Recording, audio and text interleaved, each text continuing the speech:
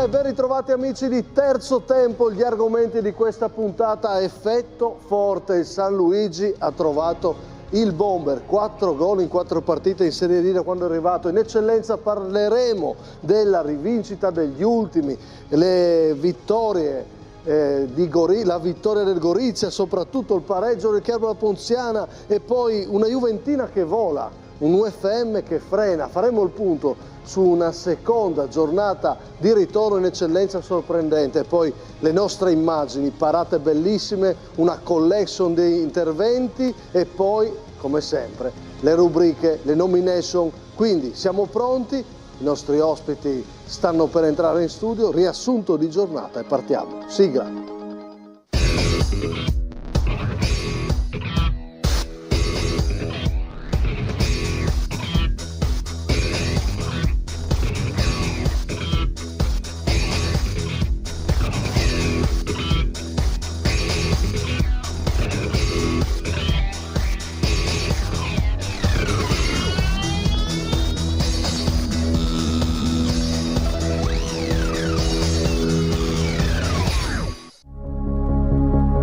Complimenti, ripartiamo con i campioni di Coppa, no? Grazie. Juventina che vince 2-0 a Fagagna e continua la grande stagione dei ragazzi di mister Visintin. Sì, beh, ad oggi sì, dai. Ad oggi stiamo facendo cose importanti, dai. Era un traguardo proprio sentito tanto. E poi ributtarsi dentro il campionato non è semplice. Non era facile ributtarsi subito con una mentalità, nel senso andare in campionato e dire ok, adesso andiamo a vincere la partita, e oggi sinceramente già dal primo minuto si era visto che c'eravamo. Apriamo il nostro viaggio che ci porterà fino alla promozione. Luca Forte, 4 gol in 4 partite. San Luigi, aggiungendo in rosa un giocatore di questa qualità, di questo calibro, aggiunge forza, aggiunge un po' di autostima. Le 2 sconfitte del Sarlense e del Brian hanno un po' vanificato, no? Un risultato che poteva essere più importante. Io la classifica non la guardo, io penso che la squadra deve giocare bene, però non è che dobbiamo farci dei problemi, siamo stati secondi tutto il campionato, siamo secondi. Il risultato di giornata qual è? Per me è il Codroipo che vince a Muggia. Visintin. Concordo, il Codroipo che vince a Muggia dopo il pareggio con l'LME, insomma ha fatto 4 punti tra LME e Muggia e tanta roba. Grion.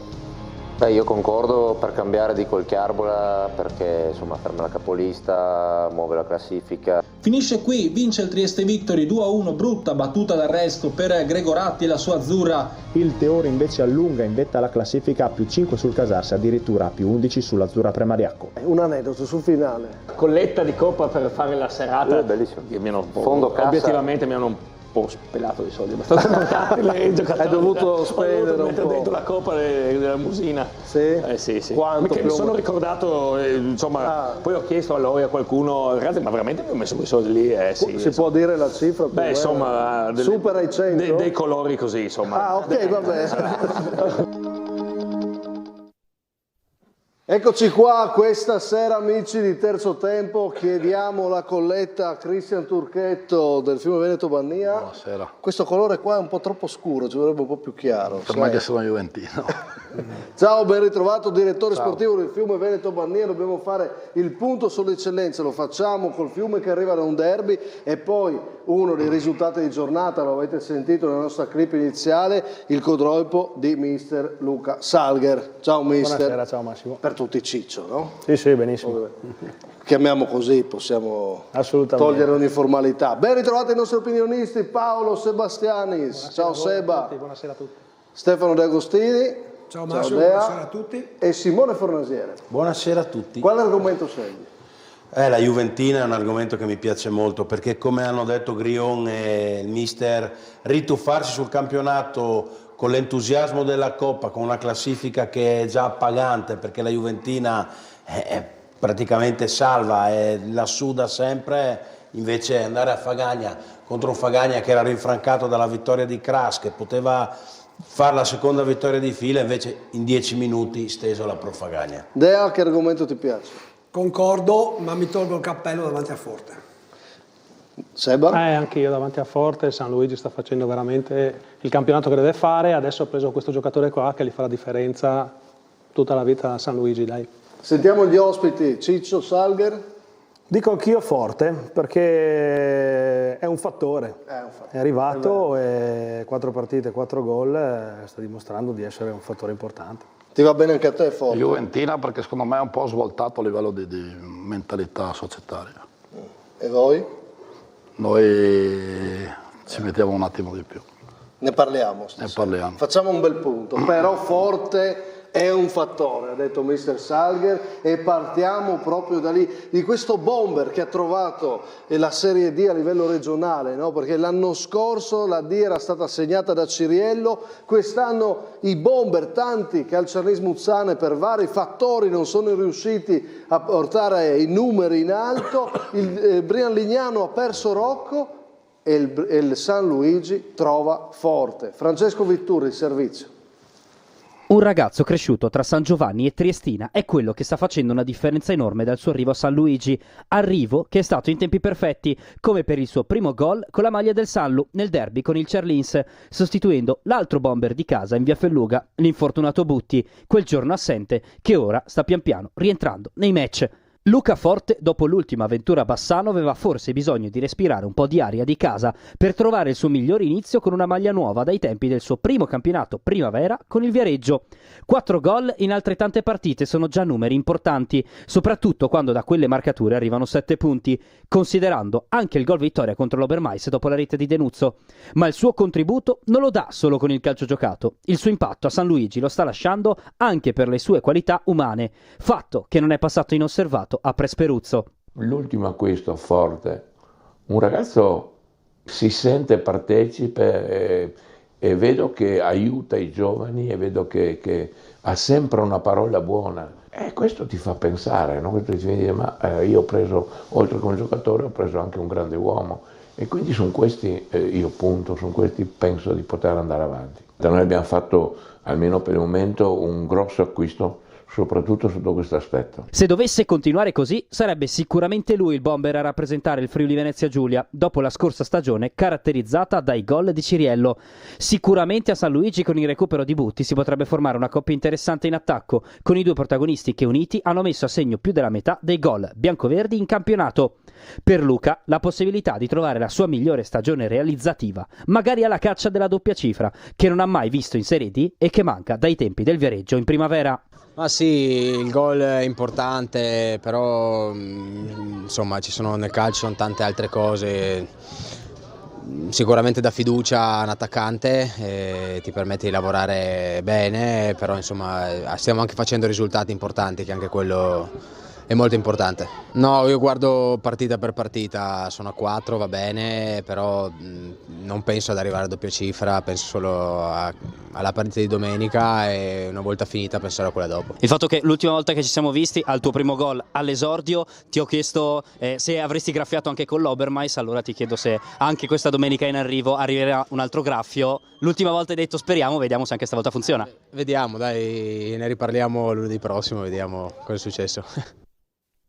Vedremo con l'Este, ma impressiona, 4 su 4 Seba, cioè in Serie D un impatto così. No, ma è devastante, perché poi gli ha svoltato proprio, diciamo così, anche la classifica al San Luigi, perché adesso sta agganciando anche quelle più, no, che sono a tiro di schiopoli, sia al campo d'Arsego che tutto il resto. No? Il peccato, è vero. Certo, aver inserito un giocatore così in quel campionato lì, in quel momento lì, è stata, diciamo così, credo la chiave per svoltare il campionato del San Luigi. Questo mi fa portare la riflessione oltre al singolo, mi fa portare la riflessione al San Luigi. Cioè il San Luigi, tu sei un direttore sportivo, ha dato un segnale anche come società. Infatti quello volevo puntualizzare, che secondo me è una società che lavora seriamente, con scelte oculate, senza fare il passo più lungo della gamba, insomma cercano sempre la persona giusta al momento giusto. A me questo acquisto ha sorpreso, cioè nel senso, pensate in certe squadre, in certe categorie devono formarsi delle situazioni giuste, no? Deve esserci un giocatore nel suo periodo di carriera che può tornare in quel tipo di ambiente, che ha quel periodo in cui può scegliere quella strada, no? Però voglio dire, nella stagione in cui, l'ho detto prima, il Cerlins prende i grandi bomber, il Brian Lignano va da Rocco che poi è stato sfortunato, il San Luigi riesce a fare un acquisto che per me sorprende, Simone. Ma insomma, hanno preso un ragazzo del territorio, hanno preso un ragazzo che aveva probabilmente voglia di rimettersi in gioco perché alla Triestina non era in rosa ma non giocava, quindi si è calato bene nella realtà, si è calato bene nella categoria. 4 gol, io non guarderei tanto i 4 gol, guarderei a 2 gol, che sono quelli che hanno portato i 6 punti con Conegliano e Obermais, che valgono 12 punti. Più uno col Charlis. Sì, quello col Charlis. Non ha giocato neanche 4 partite intere, Forte. Vabbè, col Charlis alla prima è entrato dopo, quindi sì. Però voglio dire, 2 più vale molto anche il punto col Charlis, ma i 2 con Obermais e me e Conegliano valgono 6 punti. Si è calato bene nella realtà, ha scelto di mettersi in gioco e l'ha fatto nel migliore dei modi. Io guardo i gol pesanti, come dici tu, e anche il tipo di gol.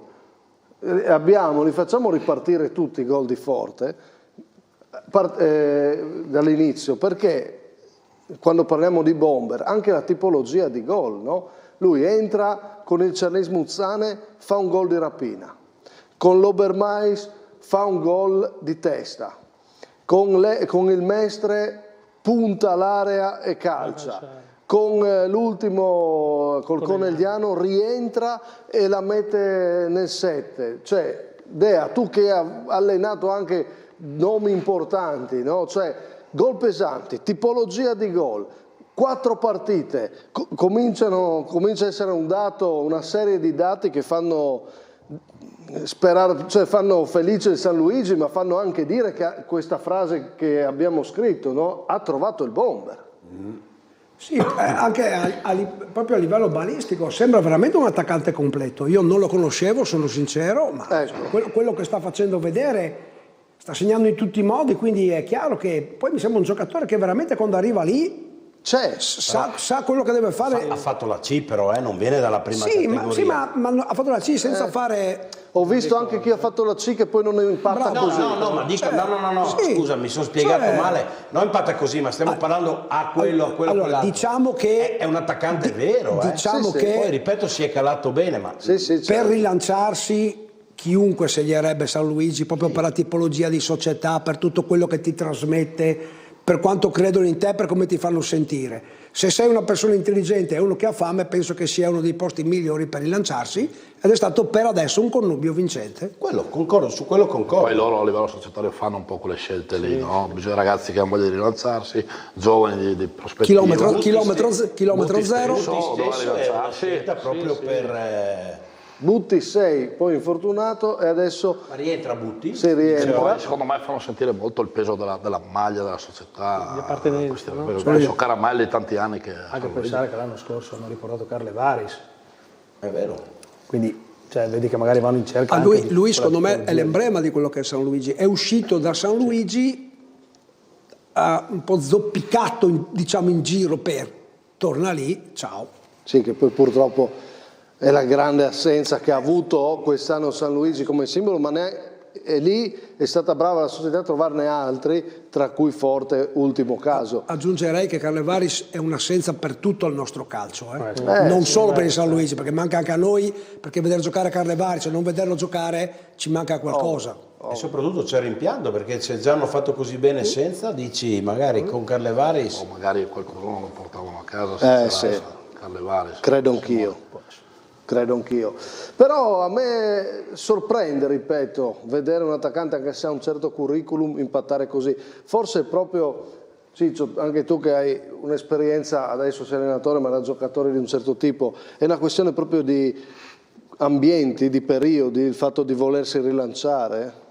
Beh sì, perché sicuramente bisogna vedere cosa frulla nella testa in quel momento lì al giocatore, no? Cioè, il giocatore che magari si sente arrivato e piuttosto di andare via dalla Serie C rimane pur non giocando. Esatto. E c'è il giocatore che magari invece mette davanti quelle che magari sono anche le sue emozioni in quel momento lì di negatività, cioè, e dice piuttosto che vado a rilanciarmi sì. Con questi numeri si rilancia. Sì. Ce lo tornano a guardare, poi adesso è al Sanlu e va bene per il campionato del Sanlu, ma va bene anche appunto per Forte, quindi però anche se aveva un curriculum, come ha detto Simone, ha fatto determinate categorie, posso chiedervi se siete comunque sorpresi? Io sono sorpreso proprio perché, come hai detto tu, non è sempre facile calarsi da una categoria sopra quando è sempre fatta, e io su quello ti do ragione, infatti dico, sono sorpreso, sono stupito, ma è un giocatore, vuol dire che è intelligente, perché anche lui ha capito, dopo essere stato fermo, o faccio bene o non mi rimetto nel circuito. Seba. Sì, sorpreso anch'io, ma la mentalità, no, che ti porta anche un giocatore così, perché ti fa crescere anche gli altri, capito? Certo. E poi la forza loro, come dicevano tutti qua, che la società del San Luigi è una società che sa quello che fa, dal presidente, anche Poceco è una vita che allena, che ha giocato. Ma infatti io vorrei tornare un attimo su Poceco, perché noi l'anno scorso abbiamo omaggiato la sua storia, no? Però adesso è da un po' di tempo che stiamo guardando il campionato del San Luigi, però questo allenatore è tornato, cioè ha fatto quest'anno, arriva in D, nel suo percorso sta guidando un San Luigi che ha 20 punti in categoria, tutto ancora da conquistare, lo sappiamo che la categoria è pericolosa, andando a vincere gli scontri diretti. Cioè, torniamo a parlare un po' di questo mister stasera, un attimo, Seba. No, certo, perché poi loro devono vincere queste partite. Se poi perdi col Treviso oppure perdi col Mestre ci sta, ma con le partite che sono, diciamo, della tua portata non le sbaglia. È un percorso che si è confermato anche qua. È una questione di connubi, ti ripeto. Lì c'è una persona che è dentro San Luigi in tutto e per tutto, e che vedere il San Luigi fare risultato, non dico che darebbe la vita al coach, ma credo che ci andiamo vicino, no? Lo sente suo, al di là, insomma, delle capacità, perché insomma non è che solo questo, ci sono delle capacità, però lì è tutto un insieme, lì c'è proprio veramente il gruppo e lui esalta i giocatori che ha e veramente sta facendo, tra l'anno scorso e quest'anno, tra l'anno scorso purtroppo e quest'anno, facendo cose un po' come la Sandrin anche, comunque era molto calato dentro la realtà San Luigi. Ma per questo che ti dico che poi San Luigi fa, cioè secondo me se tu vai in un posto e sposi il posto, puoi fare cose importanti, e lì c'è un connubio vincente, dai. Il primo San Luigi in D però parte facendo fatica, poi si riaggrappa, sappiamo che arriva il Covid, riaccende le speranze. Se non c'era il Covid si salvavano. Dici? Sì. Beh, erano diventati squadra, E invece quest'anno sono già arrivati squadra, anche in D. Io non pensavo così bene, sono sincero. Vero? Comunque passa tutto sulla maturazione anche, diciamo così, dei campionati, della società, dei dirigenti, come si parlava prima, Dea. Secondo me sono dirigenti storici che sanno quello che fanno, che hanno diciamo così, le tradizioni, e quelle non te le trovi per strada, devi un po' andare a prendertele. E quindi arriva forte e può far subito bene. Assolutamente. L'ambiente. Non si riesce a spiegare, non si riesce a dare i dettagli di cosa significa entrare in un ambiente, ma ci siamo capiti, no? Per chi vive di calcio, soprattutto a questi livelli. Ecco, ha detto una frase Domenica Randon che mi trova d'accordo, che peccato perché questa vittoria del San Luigi un po' vanificata dalla sconfitta purtroppo del Brian Lignano col Campo d'Arsego, di misura, anche se con un episodio c'era un rigore clamoroso per il Brian Lignano, però vabbè, cose che capitano, e la sconfitta col Calvino Ale del Cernis Muzzane. E ci torniamo, perché adesso dobbiamo guardare anche al derby di domenica, Brian Lignano, Cernis Muzzane al Tegil, col Cernis Muzzane che ci arriva con una sconfitta pesante. Stasera alle 19:30, questa sera ne abbiamo parlato con il capitano Bonetto. Servizio, andiamo a vedere. Sconfitta disastrosa per il Cernis Muzzane.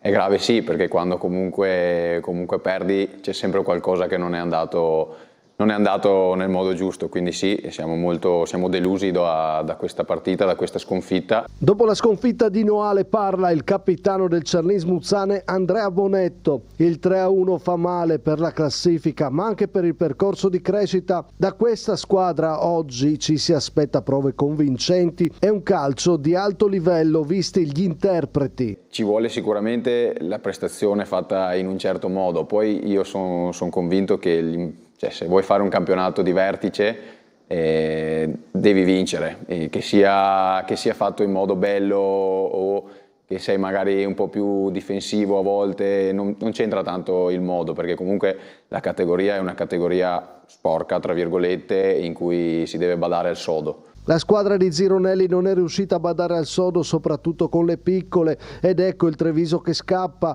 ma come guardare questo secondo posto? Uno spunto ce lo dà Daniele Visintin, uno che la D l'ha vinta 2 volte, proprio anche con il Treviso. Se non ti giochi davvero il primato, il secondo posto non basta, questa la tesi. 11 gennaio essere a meno 13 della prima è un segnale importante e non credo che possa bastare. Un conto è giocarsi il campionato fino alla fine e poi arrivare secondi, un conto è essere in gennaio a meno 13 e dire quasi finita. Non basta? Non basta. Personalmente, se dobbiamo guardare gli altri, a quanto sono lontani, a quanto sono vicini, cose così, ti focalizzi più sugli altri che sul tuo percorso. Io penso che noi dobbiamo guardare a noi stessi. È ingeneroso dire che non basta un secondo posto? Secondo me sì. E domenica arriva il derby al Tegil contro il Brian Lignano. Sarà un derby difficile contro una squadra importante come il Lignano. Però quanto vale questa partita in questo momento della stagione? Questa secondo me vale tanto, è una partita che vale tanto, parlo per me, per noi, per il Charlins, è una partita che arriva in un momento in cui dobbiamo capire cosa vogliamo fare.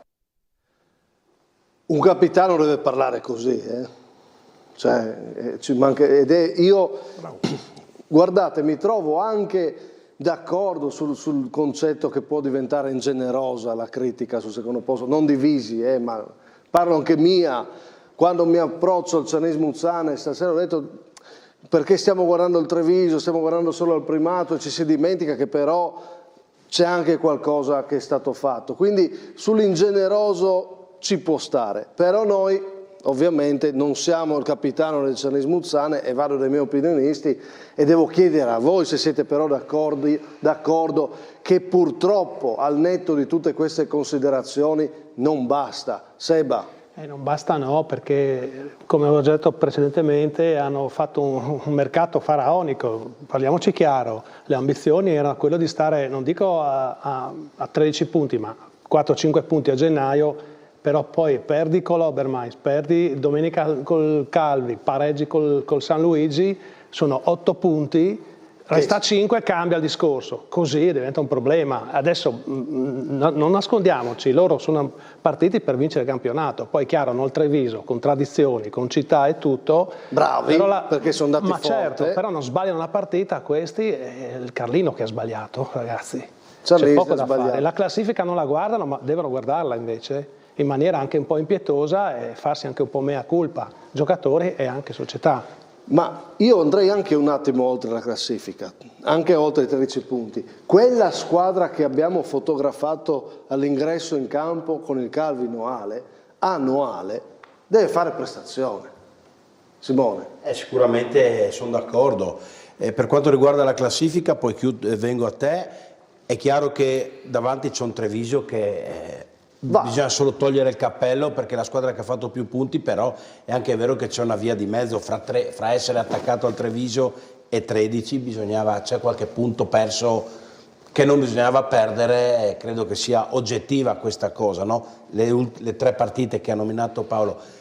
Sul campo del Calvinoale è vero che non può essere un rigore sbagliato dopo 10 minuti perché può succedere anche a un campione come Marangon di sbagliarlo, però non può essere un rigore sbagliato dopo 10 minuti a spegnere una squadra con quel valore, quindi effettivamente al netto della classifica che per me in questo momento ti devi guardare, devi provare a difendere il secondo posto, che è l'obiettivo secondo me massimo, ma non è finito per me annuale il campionato, per me era finito già a Merano quel giorno il campionato, vi dirò di più, e devi però fare delle prestazioni, è chiaro che bisogna svoltare. Parli di campionato finito per il primo posto tu. 13 punti contro una squadra che non ha mai sbagliato, che ha la miglior difesa, fanno 3 gol a partita, non prendono mai gol, hanno una forza impressionante. Troppo presto. Ma a me dispiace questo, perché noi siamo tutti friulani e piacerebbe vedere il Carlino che va nei professionisti. Questo però è secondo, no? Sì, abbiamo detto in genere è secondo. Però è una squadra da primo posto, non è una squadra da secondo posto. È il passaggio che fa Visintin che è chiave, secondo me. Però c'è da dire una roba che Bonetto lo dice fra le righe, almeno io ho capito così. Però non è solo il Charlins, perché il Mestre che è altrettanto forte, il Mestre che è altrettanto forte è a 17, la Clodiense che è altrettanto forte è a 18, il Legnago che è retrocesso dalla C è a 22. Allora, diamo a Cesare quel che è di Cesare, il Treviso, però dietro hanno deluso poi un po' tutte. Non solo il Charlins, quindi... Però torniamo a quello ingeneroso, ve lo chiedo, quindi si può criticare questo secondo posto? Sì o no? E motivatemelo. Sentiamo che gli ospiti poi arrivano da Dea. Massimo, come hanno detto loro, secondo me non si può criticare un secondo posto, bisogna vedere come arriva il secondo posto a gennaio. Se almeno 13, quello è il tema lì. A 4-5 punti dici va bene, ma così no, così diventa criticabile. Simone, poi la prestazione, non può una squadra che punta a vincere, andare sotto e dopo non riuscire più a fare la prestazione. Far prestazione, far partita. Salvir. Sì, sono d'accordo con tutti voi. Mi dispiace molto perché tu sei passato anche da lì, no? Ho giocato anche a Carlino, quindi conosco anche bene il presidente, quello che ci mette sotto tutti gli aspetti e quindi mi dispiace veramente tanto. Però onestamente essere a 13 punti a gennaio è dura, anche se Simone ha detto una cosa corretta, che erano comunque all'inizio del campionato, secondo me, almeno 4 squadre che potevano giocarsela per il primato. In questo momento qua è rimasto soltanto il Treviso, quindi vuol dire che comunque sono state anche altre a commettere degli errori nel percorso. Ecco. Dea, però questo secondo posto è comunque un percorso di crescita o appunto, visto questa grande distanza del Treviso, vanifica un po' anche questa crescita? La si può guardare da tutti i due punti di vista. C'è il processo di crescita perché chiaramente finalmente protagonista. Ma non abbastanza. È vero, sono troppi punti. Cioè tutti quanti, io penso che... Perché noi dobbiamo sempre fare le valutazioni non a oggi, dobbiamo farle all'inizio. Quando abbiamo visto le due squadre, le abbiamo comparate, abbiamo detto se la giocano. È più forte il Treviso, ma pensavamo che ci fosse un po' più di lotta. È vero anche che c'è la Clodiense, pensavamo che fosse ancora più forte, ma noi qua in Friuli il Charlins abbiamo là davanti e quindi di loro dobbiamo discutere. Sì. E quindi io sono felicissimo che il Charlins sia secondo, sono sincero, me l'aspettavo più vicino, non primo, ma più vicino sì. Qua abbiamo fatto una trasmissione sul mister, che poi uno può essere d'accordo o meno, però il tema resta, ragazzi, cioè, non vi metto in difficoltà un allenatore. No, però ci sono, ragazzi, ma ci sono, noi parliamo sempre dell'allenatore, ma ci sono anche dei giocatori. Infatti le colpe sono... il capitano, ha parlato da capitano, bravissimo. Ma ci uno che ha vinto 3 campionati. Ma ci sono dei giocatori, che cosa ha detto a un certo punto lui? Bisogna anche un po' sporchini in certi momenti, no? Meno belli. Secondo me ci sono dei giocatori. Però in questa analisi qua non si può dimenticare chi è che guida questa squadra, se no... Sì, ma non solo. Infatti te l'ho detto dopo, però abbiamo fatto una puntata che voleva dire deve dare di più lui come guida e quindi poi la squadra, e però non è arrivata questa risposta, che sia del mister, che sia delle squadre. Se vai a Calvi e prendi 3 gol, quella risposta che ci chiedevamo un mese e mezzo fa non è arrivata. Ma io non penso che Vincenzo Zanutta sia contento di questa situazione. Secondo me, questo no? Cioè ambizioso come lui, giustamente, che ha investito tanto, che sta investendo tanto, si trova a 13 punti a gennaio. Sì. Se tu fossi l'allenatore del Charlins Muzzana a 13 punti ti sentiresti in bilico? Non ridere, te lo chiedo. No, te lo chiedo. Non per criticare, ti sentiresti in bilico. Ma indubbiamente io personalmente qualche domanda me la farei sicuramente, perché insomma il valore della rosa è importante. Comunque secondo me adesso i punti sono tanti, per me è chiuso il campionato, però adesso come dice Bonetto bisogna guardare il percorso di crescita, può essere anche comunque chiudere secondo, deve essere quello, sono d'accordo, l'obiettivo. Sono d'accordo. Infatti si è detto andiamo verso il derby. Cosa ha detto del derby? Che è una partita importante per capire cosa vogliamo fare, ha detto. Il derby è importante. Anche perché dopo queste partite, secondo me, a livello psicologico non c'è più il gap che c'era nella partita d'andata. si è assottigliato tra le due squadre. Nella partita secca, dico. Poi magari vince il Sarlins 3-0, ma nel presentarla il gap secondo me si è accorciato. Vero? Sì. Quella è la sensazione. Quindi diventa... È importante che per il Brian, no? Per il Brian Lignano che vuole prendersi la scena, però diventa più importante per il Sarlins. Per ambizione. Per ambizione, per classifica, sì. Poi è sempre un derby, no? Quindi... Questo è il tema, si è assottigliata molto. A livello psicologico. La percezione, dico. Sì. Che si sia assottigliato il gap. Ma oggi, magari dopo domenica vince 5-0 e siamo qua, martedì prossimo si parla di altre cose, però in questo momento quella è la sensazione. Comunque il Carlino ha fatto tanto fatica fuori casa, perché giocando a Sevegliano secondo me quest'anno... Ma è perso in casa. E infatti, questo ti sto dicendo, no? In casa. Cioè ha perso fuori casa tanti punti, no? Va bene, derby, vi annuncio già martedì prossimo, i presidenti in studio, ve lo dico già. Abbiamo Vincenzo Zanuta, Zeno Roma, parleremo al meglio di questo derby, comunque la sfida, una sfida bella, affascinante per la Serie D, che comunque vede due squadre da posizioni d'alta classifica, no? Perché anche il Brian Lignano sfida il Sarlins per guardare all'alta classifica. Derby, cambio argomento, mi dici qualcosa del derby nero-verde, 1-1 all'andata, 1-1 il ritorno, che giornata è stata? Diciamo che è stata una giornata emozionante soprattutto per i ragazzi, perché insomma giocare davanti quasi a 1000 persone con gli ultra e tutto quello che ne va dietro, insomma penso che per loro sia stata una soddisfazione a livello personale. Dopo ho trovato un Pordenone cresciuto, molto più in palla rispetto all'andata. Noi sicuramente non siamo nel nostro miglior momento, però... Neanche domenica? Non hai visto una reazione del Fiume? Poco, per quello che mi aspetto io dalla mia squadra, diciamo poco. Quindi è un 1-1 che non ti accontenta del tutto? Non sono mai contento, io voglio sempre i 3 punti. Beh, hai ragione, però hai ragione anche nel dire che è un Pordenone cresciuto, no? Quindi vale. Un derby deciso da gol rocamboleschi e poi dal dischetto. Certo. Però diciamo la verità, potevate perderlo perché Filippini calcia fuori, ma va detto che voi potevate passare in vantaggio, avete trovato l'ennesima grande parata di Meneghetti. Poi in questa puntata tornerò sulle grandi parate, però restiamo sulle immagini.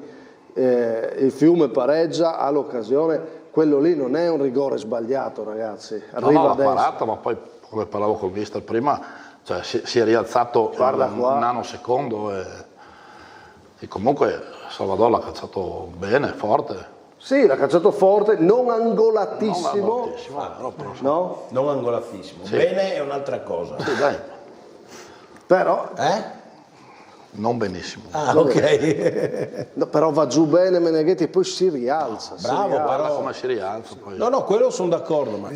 Rischiamo quest'anno veramente di premiare il miglior giocatore dell'anno, un portiere. Sì. Comunque ho visto una squadra in palla, gliel'ho detto anche a Ciccio Campanaglio, ho fatto i complimenti. Cresciuto.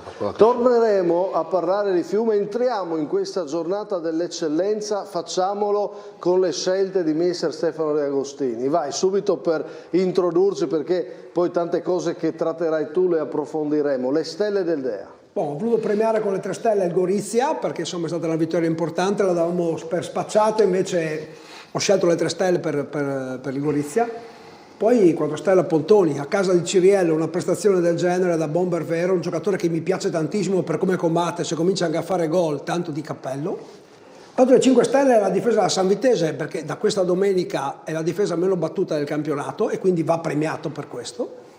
E poi ho dato le 5 stelle Superior a questa giornata di eccellenza che per l'ennesima volta è, secondo me, stupenda, perché riesce a sovvertire tutti i pronostici. No, noi pensavamo in tante situazioni, no? Il Gorizia perde con Rive che si riaggancia alla Sanvitese, il Muggia che fa un boccone solo, il Cras che deve rifarsi, il Tamai che deve vincere, tutte queste situazioni, non ultimo 2-0 l'UFM e il Chiarbola che pareggia. Per me è una giornata veramente bellissima e e questo campionato mi piace sempre di più. E allora riprendiamo proprio questo tema, Dea, il campionato di eccellenza da 5 stelle superior che sorprende e l'abbiamo chiamata la rivincita degli ultimi. Andiamo col servizio.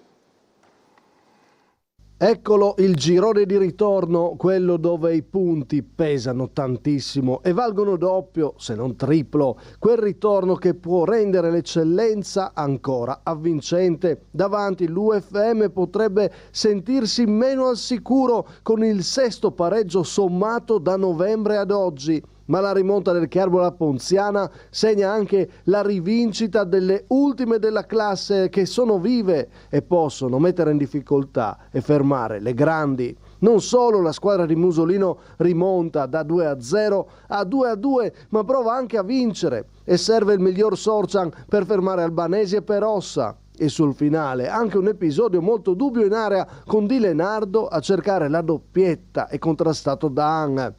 Ammuggia l'exploit del Codroipo che dopo aver fermato l'LME stende la squadra di Carola. I ragazzi di Salger ritrovano gol, entusiasmo e soprattutto una vittoria che mancava da 3 mesi, l'ultima con la Pro Gorizia. E Gorizia non fa scappare il Rive Flaibano vincendo al Campagnuzza lo scontro diretto. Un'ultima chiamata per la squadra di Verdesca, il 3-1 tiene vive le speranze salvezza. Una domenica dove beati sono gli ultimi, non arriveranno primi, ma possono ancora credere nei miracoli. Allora, partiamo dal Gorizia, i segnali di Gorizia e Chiarbola Ponziana, ma partiamo dal Gorizia, cioè a questo punto ha detto che può salvarsi ancora. A 9 punti mi pare, ne ha 15 Gorizia e Codroipo e Rive che sono quelle che sarebbero sopra là per fare il play-out, 6 punti con un girone con 15 partite ancora da giocare, 45 punti con gli scontri diretti da fare, assolutamente sì. Era l'ultima chiamata questa, diciamo che ha risposto. Ha risposto bene. Basta questa partita per tornare ad essere fiduciosi o... andiamo cauti? Non so se basta, una rondine non fa mai primavera, però prima o poi questa vittoria in casa doveva arrivare e serviva comunque per iniziare a provare a dare una svolta, prima o poi doveva iniziare a vincere. Vedremo se servirà davvero da svolta o no. Dalla squadra di Franti, che viene cambiato con Verdesca, a questa, ci sono altri 6 elementi nuovi. Quello sì. No? Quindi... è vero che può essere un limite, no? Lo abbiamo detto in queste puntate quando parlavamo di Gorizia, però a forza di cercare giocatori può anche che trovi poi quegli elementi che spostano il livello, no? Quindi Salger, no? Dobbiamo parlare, fra poco parleremo di voi, intanto l'unica vittoria del Codroipo che non era ancora tuo era proprio con la Pro Gorizia e adesso avete ritrovato la vittoria, però forse adesso la Pro Gorizia magari se trova alcuni elementi può diventare pericolosa. Sicuramente si stanno sondando un po' il mercato di tanti posti, perché poi mi sembra che questi ragazzi qua arrivino anche da fuori regione, così è naturale che se hanno la disponibilità di farlo qualcosa di buono potrebbero trovare, ma dico correttamente, nel senso che se loro ambiscono a rimanere in categoria come noi e le altre che siamo in quella situazione lì, stanno cercando di fare probabilmente il massimo possibile e probabilmente hanno queste possibilità qua di farlo. E quindi è una mina vagante ancora la Pro, che per la questione salvezza la guardavamo un po' da spacciata invece da un segnale, anche se per me questo è un grande segnale per la Pro. I segnali di Gorizia e Chiarbola abbiamo titolato, ma è un bruttissimo segnale per il Rive Flaibano. Ragazzi, una squadra che non vinceva da 12 giornate, ok, vince col Chiarbola Ponziana, che non è nulla per aver scontato, però per la Gorizia. No, per me è un segnale molto negativo. Come la vedi? È più un segnale di Gorizia o più un segnale del Rive Flaibano? Quello del Rive. Beh, sai, dopo la vittoria con il Chiarbola, la prima di Lizzi, insomma, è un brutto passo indietro. Pensavo avesse un po' più di entusiasmo. Anche perché, memore soprattutto del girone di andata, che il Rive aveva fatto i punti proprio nelle prime giornate con questi scontri diretti, questo è un passo indietro sicuramente. Noi dobbiamo dire brava alla Pro Gorizia, ovviamente, e tu gli hai dato le stelle, ma per me è gravissimo il passo falso del Rive Flebbano. Cioè, dove dobbiamo commentare, al di là del buonismo, che brava la Pro che ha vinto la prima. Noi, quando una squadra deve salvarsi a Gorizia, hai cambiato allenatore, tu devi andare a vincere questa partita. Anche perché, posso dire una roba, Mauro Lizzi quando è arrivato, no? Ha detto, l'altro anno sono arrivato, il primo obiettivo era il play out fuori casa, poi il play out in casa, poi la salvezza. Quest'anno il primo obiettivo è il play out in casa, perché parto da una situazione e raccolgo una squadra che sarebbe il play out in casa. Però se tu rimetti in vita, sportivamente parlando, e ci mancherebbe, l'ultima in classifica, è grave per questo la sconfitta, no? Sì, potevi chiuderla. Certo. No, possiamo togliere i meriti alla Pro Gorizia, No. ma i meriti poi nascono dove sono i meriti degli altri. Ragazzi, per le squadre che si devono salvare, queste sono le partite peggiori. Può dire anche Ciccio. Più facile andare a giocare con Tamai o un Falcone dove non hai niente da perdere che fare queste partite qua, che sono complicate, perché queste qua se le perdi ti tirano la mazzata. Se perdi contro le prime ci sta, hai anche la giustificazione. Queste partite qua sono complicatissime. Perché le è capitata proprio subito, no? Dopo Chiarbola è capitato a Gorizia, no? Una squadra che doveva rilanciarsi. Adesso vediamo il percorso del Gorizia, no? Gorizia avevamo un Falcone domenica, Niente da perdere. Come Rive col Tamai. Niente da perdere, ma sempre 9 punti. Poi c'è la matematica, Cioè, adesso, con tutto il rispetto, però 9 e 15, sono 6 punti. 9 e 15, ma tu vai a Monfalcone, non hai niente da perdere, resti a 9, uno va a 18, torni a una settimana fa. Chiaro. Speri anche che il River rimanga a 15. Però Dea giustamente ancora un ruolo operativo, oltre che il cuore, Tamai, anche se non avesse il ruolo operativo. Rispetto per però qua sei opinionista, insomma, dico la mia. Comunque sarà una bella battaglia fra queste 6 squadre, no? Perché lì, insomma... E poi ci saranno gli scontri diretti che faranno la differenza, sono tutte e il squadre... segnale del Chiarbola Ponziana? È anche quello, perché ha rimontato 2-0 e ha rischiato anche di vincerla, perché forse alla fine c'era anche mezzo rigore, diciamola tutta, questo secondo me poteva dare rigore. Però io do anche un po' di mezzo alibi al Monfalcone, che loro la prima non hanno giocato, arrivano da una sosta un po' più lunga forse rispetto alle altre, quindi anche il Monfalcone magari... Ma voi davvero non guardate minimamente al fatto che il Monfalcone da novembre ha pareggiato 6 volte? C'è proprio un dato che...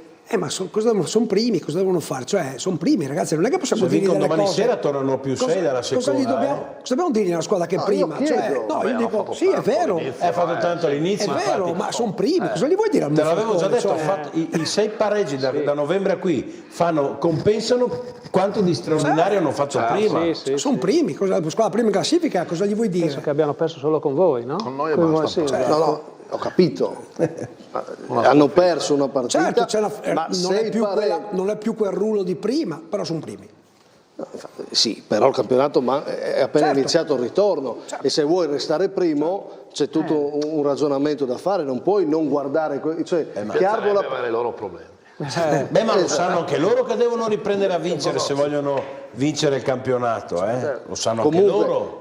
Ne parlavamo in fase di presentazione della partita, anche qua è ovvio che il Chiarbola Ponziana che fa quella prestazione lì dobbiamo dirgli bravo, no? Dobbiamo dirgli bravissimo, però è chiaro che la capolista era 2-0 avanti, cioè noi stiamo parlando della capolista. Sì, domenica è stato un passo falso bruttino. Ma prevedo comunque un girone di torre molto interessante, perché adesso uscirà il Chion sicuro, perché il Chion sa squadra. Bella vittoria loro, contro Fiume Veneto.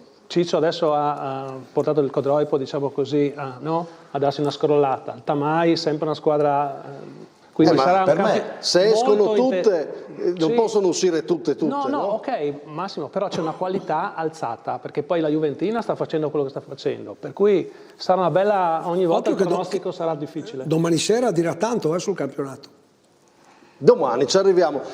Salger, Però la rivincita degli ultimi, Gorizia e Chialbola, ma arriva anche il grande segnale del Codroipo. Quindi dobbiamo parlarne, facciamo così, anticipo subito la prima nomination.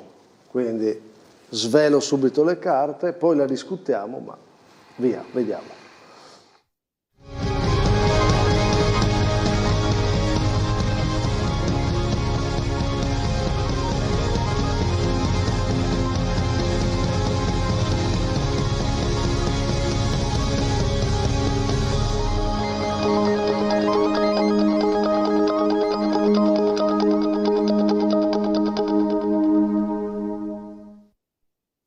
Poi vi chiedo la conferma, però io nel titolo dicevo la prima grande vittoria. Non voglio sminuire la vittoria con la Pro Gorizia, però vincere a Muggia, al di là dei 3 mesi che mancava la vittoria, mister, è anche una grande vittoria, in un campo comunque importante, no? Sì, beh. Ha un peso... Ha un peso... No, 3 punti sono sempre 3 punti, sì. Quindi matematicamente è quel peso lì. Ha un peso importante secondo me sotto l'aspetto psicologico dell'autostima che ci può continuare a dare, perché comunque anche il pareggio scorso con l'LME, che chiaramente non era assolutamente scontato, ci ha dato anche quello qualcosa in settimana. Comunque abbiamo lavorato bene, è il 5º risultato utile consecutivo, quindi stiamo crescendo piano piano. Stiamo trovando, probabilmente i ragazzi stanno trovando un po' più di consapevolezza e quindi è una vittoria importante su un campo difficile, perché sicuramente poi vai a giocare sul sintetico, anche magari non c'è questa abitudine, e contro una squadra che ha dei valori importanti. Poi ne parlavo anche a fine partita con Carola, col mister del Muggia, insomma ci si confrontava un po' così anche scherzosamente. Sì, gli ho detto insomma davanti Ciriello, Cofone, Palmegiano, che tra l'altro ha fatto un gol bellissimo, quindi sì, Zetto, insomma per noi andare lì e fare questi 3 punti qua è tanta roba in questo momento qui sicuramente. E vincete con i gol, cosa che mancava. Pontoni, Corradin, lo abbiamo scritto nella nomination, sembrano anche trovarsi proprio 2 giocatori che non hanno frequentato. Corradin la sta frequentando adesso da poche giornate l'eccellenza, Pontoni l'ha vista relativamente poco, quindi anche in questo senso un segnale importante, no? Sì, guarda, ti direi questa cosa qua, cioè mi dà l'idea che l'ossessione batta il talento, no, alle volte, perché sono 2 ragazzi che probabilmente non avevano mai fatto la categoria, oppure sì, Alex l'anno scorso era alla San Vitese, poi aveva giocato poco perché si era fatto male, così. Corra non l'aveva mai fatta, però ti dico perché l'ossessione batte il talento alle volte, perché mi ricordo anche l'intervista che avevi fatto te a Corradin, no? Che diceva che lui voleva arrivare in eccellenza, sì, che aveva questa smania, no? Che si era posto questo obiettivo proprio di arrivare in eccellenza e provare a farlo. In questo momento qua lui ci è arrivato in eccellenza e si sta dimostrando, cioè sta dimostrando probabilmente a se stesso e di conseguenza anche agli altri, e per fortuna nostra, che ci può stare tranquillamente in questa categoria qua. E Alex uguale, hanno un atteggiamento da quando sono arrivati, dico, ma già in allenamento, dai primi allenamenti, io ho visto un atteggiamento di 2 giocatori che hanno una mentalità incredibile. Le volte magari anche noi addetti ai lavori erroneamente ogni tanto diciamo, anche magari d'estate quando si fanno le squadre così, oh ma prendi quell'attaccante lì, sai, ma non ha mai fatto la categoria, no? Si sente dire spesso queste cose vero, qua, no? È vero. Quindi ogni tanto bisognerebbe anche provare, tra virgolette, la scommessa. Bravissima la società a portarli. Giocare in modo tale che la scommessa non sia una scommessa abbandonata a se stessa. Certo, no? sì. A me è piaciuta tantissimo Pontoni, la scommessa l'anno scorso a San Vito, si è fatto male. A me certo. Pontoni è un attaccante che lo trovo interessante, Corradin per il momento è ancora più scommessa vinta, no? Sono d'accordo. L'impatto, ma poi quel ragionamento lì, siamo nell'eccellenza, abbiamo parlato in queste puntate dell'esplosione di D'Agostini Zatto al mezzo, certo. Il ragionamento di Ciccio, non andiamo a cercare la punta che ha il nome, cerchiamo quei giocatori e lavoriamo con loro. L'ossessione che batte il talento, hai detto la miglior frase. Allora, ne parlavamo prima in macchina io e il Turco di questa cosa. Ma di poi- questa proprio. di questa cosa qua. Pensavo di altre cose. No. Di lavoro Turco non parla, no? Quindi parlavate di lavoro. Però hai ragione, perché il Codroipo va al problema del gol, Cassim va via Bertoli, iniziano a fare gol. Adesso non voglio sparare contro Bertoli, anzi ha trovato quel primo gol, però dici hanno perso l'unico che forse poteva fare gol e invece sono... Questa è l'inversione. Dea ha detto prima della trasmissione, ha ritrovato elementi in fase difensiva, ma queste vittorie arrivano con i gol del Codroipo, no? Sì, no, ma è indiscutibile, come ha detto, mi è piaciuto quello che ha detto Ciccio, il fatto delle motivazioni che sono fondamentali. Allora facciamo così, pubblicità, poi dovete dirmi se mi confermate Codroipo miglior squadra o se avete proposte alternative e continuiamo il discorso. Con Salger arriviamo al Fiume, le altre nomination e ancora diversi argomenti in questa puntata. Restate con noi per il secondo tempo del terzo tempo.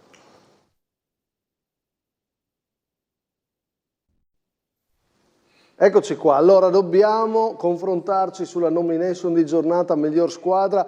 Abbiamo proposto il Codroipo del nostro ospite Salger. Giro di opinioni. Allora, io cambio, non me ne voglia mister, gran vittoria la loro su Tu un campo... cambi, tu proponi. Sì, cambi, dico stai altro, calmo. propongo altro.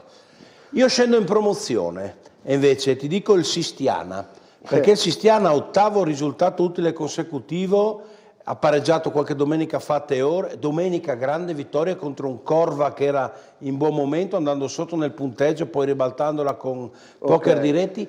È la squadra che ha più lunga periodo di imbattibilità in promozione, aperta. Poi ne parliamo, adesso ne parliamo, però sentiamo anche gli altri. Dea. Io potrei darti ragione solo se in un'altra nomination poi non so chi sia miglior allenatore, se poi switchiamo là. E infatti io switcho là dopo. Ah, ecco, buon. Allora ma teniamo aperto tutto. Perché lui ha fatto l'inverso. Io ho fatto l'inverso. Ah, no, allora guarda, allora a me, se avete fatto, se sono tutte e due dentro, mi va bene. Sono tutte e due dentro.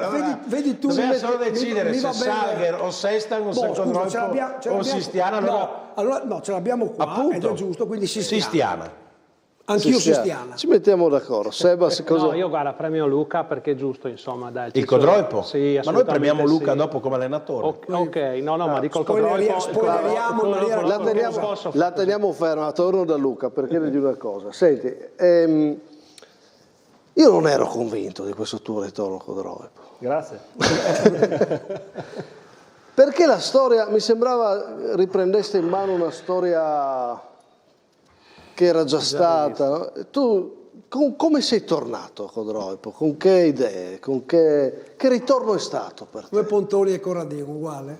Io sono tornato sicuramente con grande naturalezza anche, no? Perché comunque sono ritornato in un ambiente che conosco bene, che conoscevo bene, tante persone chiaramente ci sono ancora, alcuni giocatori sono cambiati, alcuni ci sono ancora, però è un ambiente che mi ha visto anche essere giocatore, capitano di quella squadra lì, quindi sono tornato con naturalezza, nel senso che chiaramente non ho dovuto avere momenti per integrarmi. La paura, questa banalità che ti dico, la minestra riscaldata, no? Io avevo paura di questo, te lo dico con grande onestà, poi noi diciamo delle cose, poi voi siete i protagonisti e rispondete coi fatti ovviamente. Questo non avevi questo timore? Ci sta che tu pensi questa cosa qua della paura della minestra riscaldata, io invece ho pensato con grande coraggio, nel senso che quando mi hanno chiamato ho detto evidentemente se mi richiamano, vuol dire che ho lasciato qualcosa in sospeso e adesso provo a riprendere quel filone lì, quindi ho avuto assolutamente il coraggio di dire di sì e di assumermi la responsabilità, magari anche non facile, perché comunque salvarsi sarebbe una bella impresa, però io ci credo e quindi l'ho fatto con molta naturalezza e ho molta meno paura probabilmente di tanti anni fa, dove magari ero alla prima esperienza da allenatore e quindi sono assolutamente sereno della scelta che ho fatto. Sei entrato in una situazione complicata in un Codroipo che dopo il grande exploit della scorsa stagione doveva ritrovarsi, no? Ovviamente, quindi c'è questo confronto con la passata stagione o mentalmente è stato tolto dalla piazza di Codroipo? Beh, da parte mia assolutamente non c'è questo confronto, perché va dato atto che l'anno scorso hanno fatto un campionato super e hanno vinto la Coppa, Fabio Pitilino ha fatto un lavoro super con una squadra che era totalmente diversa da quella di quest'anno, e quindi bravissimi loro l'anno scorso. Quest'anno noi dobbiamo essere altrettanto bravi a vincere, tra virgolette, quella che potrebbe essere paragonabile alla Coppa dell'anno scorso, che vuol dire salvarsi e probabilmente anche riuscire, dico io, sperare a salvarsi, riuscire a salvarsi senza play-out. Questo è l'obiettivo? L'obiettivo è assolutamente questo, quello di scendere in campo di domenica, cercare di fare i 3 punti, come dico sempre ai ragazzi, se non si riesce almeno 1, però 3 bisogna cercare di farli sempre. Senza il play-out dipenderà molto appunto da quelle ultime 2 che hanno dato segnali, Gorizia e Carbola Ponziana, se sposteranno l'asticella dell'ultima casella play-out, a meno che non guardi davanti la San Vitese ha dato un grande segnale con la Forumiuli, altra vittoria di giornata, no Dea? Ne parlavi prima. Ero a vedere la partita e a San Vitese poi quando passi in vantaggio diventa difficile giocarci contro. Ma ha dato un segnale dopo la Coppa, no? Sì, sono stati molto bravi, anche perché poi con un sacco di giocatori importanti fuori, quindi non era semplicissimo. Tra l'altro ha cambiato modulo, 4-4-2, che non è usuale per mister Vittore, e rischiato praticamente niente e vinto una partita di grandissimo valore, di grandissimo spessore. Ma si divideva la classifica in 2, no? Se la Forum vinceva a San Vito, la classifica era nettamente spaccata, invece loro sono tornati lì, domani sera hanno a tiro addirittura l'aggancio alla Forum, se dovessero vincere fare il colpo a Monfalcone, e quindi loro hanno tenuto se non altro in quel treno anche la Forum, perché la Forum adesso deve stare ha una buona classifica a livello di punti, però bisogna perso tornare... certezze. Perso certezze, forse anche di gioco. Domenica c'è Forum Chiarbola, mi pare, quindi... Ci sono alcuni giocatori che non sono quelli del girone d'andata. Nella Forumioli. Stanno rendendo meglio. E non a caso ha vinto poco, da novembre in poi. Credo abbia vinto solo l'ultima col Tolmezzo, no? Sì. L'ultima di andata, intendo. Ma ti chiedo, parliamo di Fiume Veneto Bannia, non guardi dietro, non è cosa... Guardo dietro. Sì? Cioè, hai paura di qualche... Abbiamo lo scontro diretto domenica con la San Vitese, se domani per caso vince e vince con noi ci supera. Avete la San Vitese domenica? Sì. Andiamo con questo tema, Fiume Veneto Bannia, il titolo è questo, Cristian Turretto, discontinuo, ora serve la svolta. Dico, perché serve la svolta al Fiume? Perché all'andata fu proprio questa parte iniziale di stagione che vi proiettò, vi diede slancio. Adesso arrivano le partite difficili, perché arrivano le squadre che vogliono fare punti per la propria classifica, per la salvezza, però è da qua che dovete cercare la svolta, credo, no? Della continuità. Noi non dobbiamo perdere di vista qual è l'obiettivo, che sicuramente non è la salvezza. Io sono stato chiaro con i ragazzi, l'obiettivo è quello di alzare l'asticella anno per anno, da quando sono arrivato io, cioè, è stato questo l'obiettivo, e cerco di trasmetterlo anche a tutta la società, perché secondo me è una società importante, con strutture, ottavo, nono anno di fila d'eccellenza, quindi non è da tutti. Sì, che non è poco. Non è poco. Cristian, vedi questa immagine, voi a Monfalcone toccate quel punto alto e poi proprio da lì comincia questa discontinuità. Lo ha detto anche Bari a fine partita con il Pordenone, noi dobbiamo ritrovare continuità. Pare che abbiamo vinto con Rive dopo questa.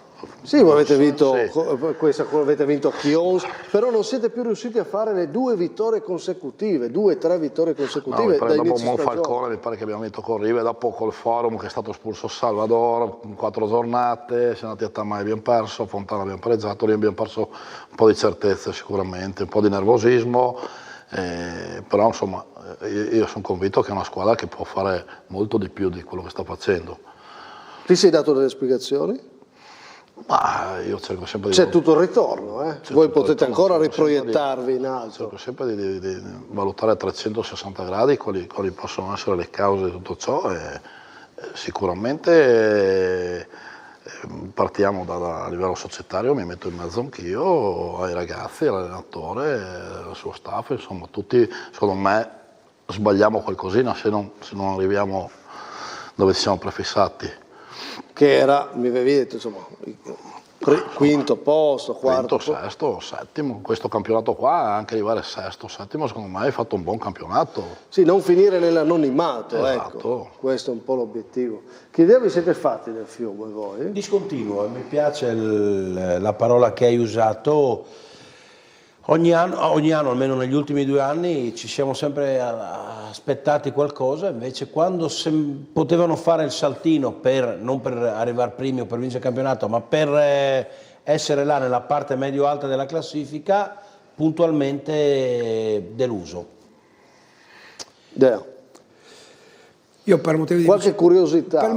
Io per motivi di vicinanza li ho visti spesso e questa discontinuità non è tanto nei risultati, è proprio nelle prestazioni. Cioè, tu quando vai a vedere il Fiume, lo paragono certe volte al Cras, mi permetteranno quelli del Cras, cioè non sai mai che partita vai a vedere, puoi vedere una partita di un certo tipo come la volta dopo totalmente diversa. Proprio la discontinuità, non parlerei dei risultati, lascio stare i risultati, io parlerei proprio delle prestazioni, c'è grande discontinuità, c'è dei momenti che dici questa è una squadra veramente forte, c'è dei momenti che dici mamma mia non ho visto niente. Questa è la cosa, credo che balzi all'occhio, no? Tu credo che sia questa la cosa. No, le prestazioni, non tanto nei risultati. Poi se fai prestazioni, poi insomma, nella maggior parte dei casi sono figli di tante cose, non risultati, ma poi le prestazioni proprio sono così.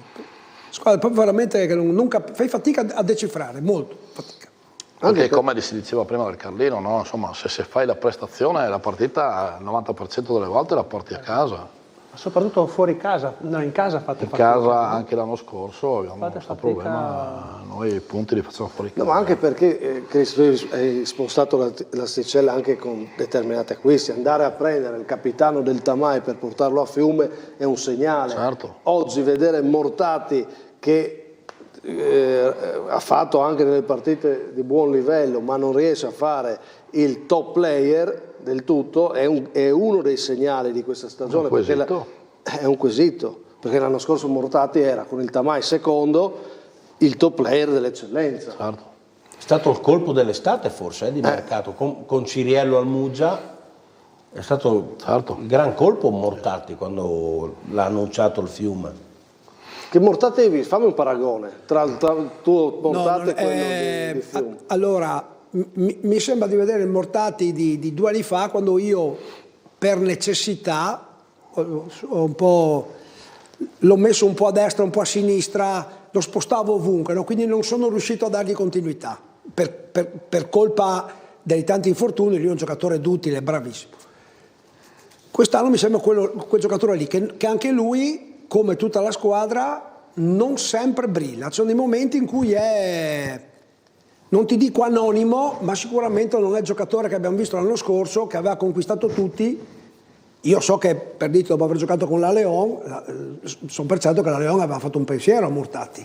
Era stato contattato, no? Perché avevamo visto un giocatore di un livello altissimo. Certo. Ma poi quando si analizzano le cose cerchiamo di andare nel dettaglio anche dei protagonisti.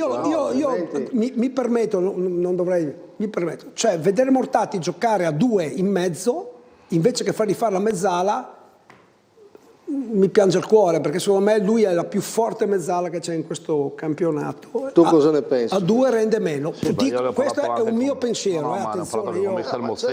Parliamo anche un po' di cose tattiche, altrimenti diciamo sempre cose retoriche. Lui è diventato fortissimo perché, ti ripeto, gli anni prima una mezzala, un esterno, una terzino, che fa tutto bene, ma non dai continuità. L'anno scorso, con la mezzala tutto l'anno, se non c'era Carnevalis, era il più forte giocatore che c'era secondo me in campionato. Sì, Massimo, dopo ne abbiamo parlato, concorda con quello che dice Stefano, dopo per necessità ha dovuto fare Mortati, come ha detto Stefano 2 anni fa, lo mettevi di qua, di là, lui il suo riesce sempre a farlo. Ok, quindi vuoi la svolta adesso? Certo, assolutamente, dal derby di domenica. Derby importante, però avete sentito cosa ha detto Turchetto, dipende anche da cosa succede domani. Infatti perché domani c'è i recuperi UFM, San Vitese, Juventina, Chions, il tema di Tomei.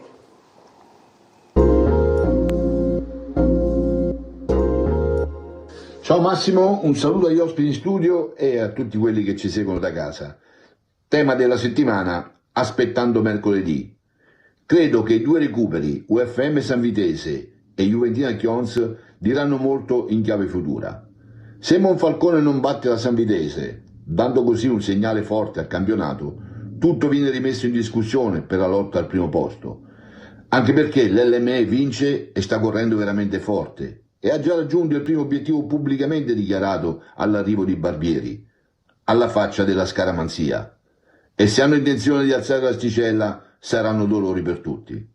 Attenzione però anche all'altro recupero, in questo caso il Chions ha una grande occasione per rientrare prepotentemente in zona vertice, dove tutto potrebbe diventare possibile, anche se la Juventina è l'avversario più rognoso e in fiducia da dover affrontare. Ma la risalita della squadra di Moroso è vertiginosa e l'appetito viene mangiando. Ma aspettiamo mercoledì, caro Massimo, dove tutto potrebbe cambiare. Un saluto e alla prossima. Alla faccia della scaramanzia è magnifica. Ma è vero. Mister Tomei sempre qui ha detto che nessuno deve nascondersi, che a lui piaceva chi si dichiara che si vuole vincere, e adesso è stato coerente col suo pensiero, ma non avevo dubbi. Barbieri lo ha detto subito che quello era l'obiettivo e lo ha già raggiunto. Cioè, l'LME torna secondo. Prima volta da sola, però seconda. Prima volta da sola. È stata un'altra delle cose importanti che sono successe domenica. Ecco, ha ragione Tomei, cioè, domani che cosa ci può dire Dea? Tantissimo. Sì? Sono 2 partite importantissime. A seconda dei risultati di domani, tutte queste squadre qua possono cambiare il loro percorso, assolutamente. E Juventina Chiosa, secondo me. Ma anche la Juventina se vince, Cioè, se la Juventina vince, ho detto tutte. Domenica poi gioca con l'LME. Guarda la classifica, il Chions se vince va a 32. Cioè, non ti dico primo, ma per arrivare secondo.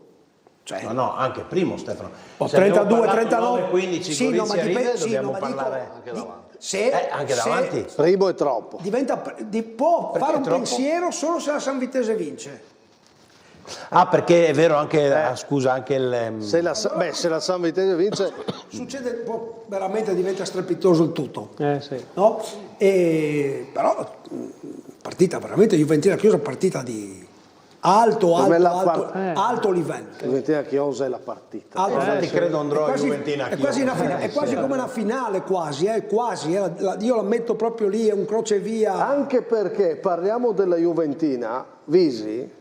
Adesso vi propongo questa ampia, questo riassunto di quello che ha detto domenica. È vero che c'è la Coppa, però Visi è anche un simbolo come Grion, insomma sono ambiziosi. Riproponiamo queste dichiarazioni da tutto campo di domenica. Hai appena vinto la Coppa, ma c'è la Juventina. Ci penserebbe al campionato, cioè come lo guardi il campionato? Solo essere una sorpresa o pensi a qualcosa di più? Se chiedi a me, io ci penso perché nel mio essere, da come ero stato giocatore, quello che sono allenatore, essere ambizioso in tutte le cose che si partecipa, no? Perché ci sono i margini ancora per giocarsi questa eccellenza? Sì, ci sono i margini, abbiamo le qualità secondo me anche per farlo, siamo cresciuti anche mentalmente sotto questo aspetto qua. È ovvio che poi gli impegni per noi sono stati, non è una scusa per l'amor di Dio, perché noi ci sappiamo stare dentro a queste cose qua, sono stati tanti, lo saranno ancora. Ed è ovvio che qualche cosa mentalmente di energia fisica te la porta via, però noi cercheremo sicuramente di fare il massimo per stare dentro questo campionato qua. Sicuramente non abbiamo una rosa di 25 giocatori, questo insomma lo sappiamo tutti, ci sarà da fare dei sacrifici a livello fisico, a livello mentale, come diceva il mister, però insomma perché precludersi la possibilità di ambire su più fronti, nel senso Giusto. Cioè, si va, si gioca, ci si impegna al massimo, poi i risultati saranno quelli che saranno, sicuramente non scendiamo in campo con quella... No, sono troppe partite, esatto. Sì. Quindi... È una Juventina ambiziosa, sì. Che la Coppa l'ha resa ancora più consapevole, mi pare io quello di che ho capire. detto a loro, Massimo, è che comunque la vittoria della Coppa, che è stata comunque un percorso importante, no? Cominciato ad agosto, ci deve dare un po' di autostima, un po' di carica, un po' di forza, che siamo comunque una squadra che ha vinto una Coppa, e di portarlo in campo in campionato, no? E questo deve essere basilare per noi. Noi siamo, comunque la parola potrebbe essere anche giusta, siamo più consapevoli di quello che facciamo dentro le partite, no? Sia nel bene, cioè nel senso quando le cose vanno bene nel gioco, e quando ci sono anche gli altri che fanno delle cose, noi siamo consapevoli di dover magari fare 5 metri indietro e fare le scalate giuste, magari no, essere tra virgolette un po' più attenti. Siamo un po' più consapevoli in tutto quello che facciamo, siamo in fiducia mentale, fisica, no? Insomma dai, ci giochiamo al meglio tutto quello che da qua a fine stagione credo che dobbiamo farlo. Io sono convinto di questo, e comunque a livello mentale comunque sti ragazzi abbiamo fatto uno step in su non indifferente. E forse anche voi avevate voglia di mettere i puntini sulle i, no? Grion, nel senso, bravi, bello, Juventina, bell'ambiente, però penso se avesse voglia, no, di alzare un po' il livello. Sì, sì, no? su questo sono perfettamente d'accordo, nel senso che l'anno scorso ci siamo sentiti parecchie volte dire bravi, però giocate bene, però così, però dopo guardavi la classifica, 14esimo, 13esimo, comunque lì facevi un po' fatica, giocavi bene, perdevi. Chiaro che quest'anno un po' aggiungendo pedine sia qualitativamente che di esperienza molto valide, un po' allungando la rosa, un po'...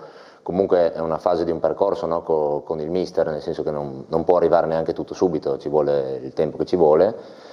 Sicuramente quest'anno siamo cresciuti tanto. Ecco, Seba, che cosa dice tutto questo secondo te? Cosa prendi? Dice che hanno un grande entusiasmo, stanno facendo un campionato strepitoso, no? Sono un po' corti come rosa, è vero, però ragazzi stanno facendo dei numeri impressionanti.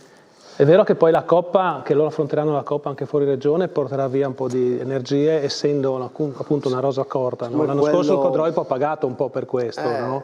Come quello è la vera difficoltà. La vera difficoltà, il doppio anche perché hai tante, diciamo, antagoniste forti quest'anno lì. Le prime 6-7 veramente diventa un campionato interessante. Però Visi quasi voleva trattenersi.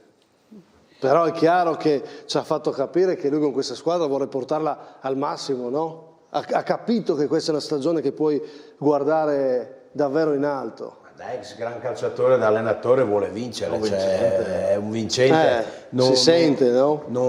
Lui ha vinto campionati da giocatori, ha sempre giocato a un certo livello, in Serie D e così, figurati se vai a dirgli ma no, gioca per arrivare terzo, quello vuole vincere. Cioè, capisce Fiuta che ha una squadra in mano che può andare lontano. Ditemi la cosa che vi piace di più della Juventina. L'abbiamo omaggiata in Coppa, adesso riparte in campionato 2-0. C'è, vero, domani una sfida bella con un Chions che non sottovalutiamo, fa una grande vittoria col Tamai.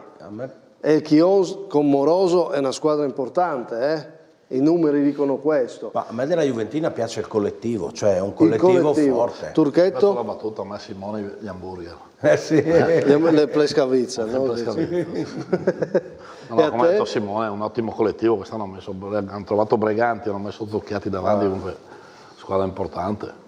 Salger? A me piace molto l'impianto di gioco proprio che ha creato Daniele, perché io l'ho affrontati anche poche partite fa, poco prima che finisse, diciamo, il giorno d'andata, e abbiamo fatto 1-1, va bene, però anche soffrendo. Questo dà merito ancora a quello che avete fatto voi in quest'ultimo periodo. Sì, comunque sì, a prescindere, diciamo, dal risultato che è venuto fuori, però devo dire che ho trovato una squadra che proprio propone un bel calcio, giocano dal basso, si aprono, si allargano, cioè si vede che fanno delle cose giuste, mi è piaciuto tanto. E voi io c'ero quel giorno, l'avete buttata alle ortiche quel giorno lì, avete concesso quella la ripartenza a Zucchiatti che è l'unica roba che non puoi... Sì, quella partita lì avevamo fatto molto molto bene e giustamente come dici te abbiamo concesso una ripartenza suicida e abbiamo preso l'1-1 a 7-8 minuti dalla fine. Sì.